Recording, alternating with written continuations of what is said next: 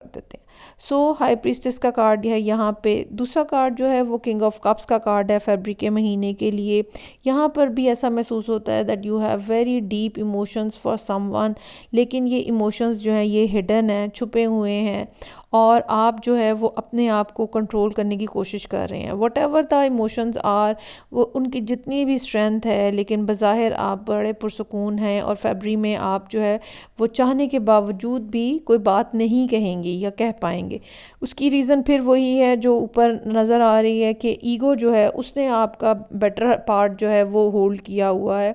मुझे नहीं लगता कि जनवरी और फरवरी के महीने में कोई इतनी आपकी कम्युनिकेशन होगी इस पर्सन के साथ जिनके बारे में आप सोच रहे हैं या जिनके बारे में आप जानना चाहते हैं। ये दोनों कार्ड्स जो हैं ये खामोशी और बात को अपने अंदर होल्ड किए रखने की तरफ इशारा करते हैं।